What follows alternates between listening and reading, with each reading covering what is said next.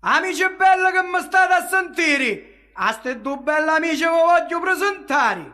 La tarantella sono internazionali, Carlo Martorano e Peppe Pezzamenti sono i suoi nomi.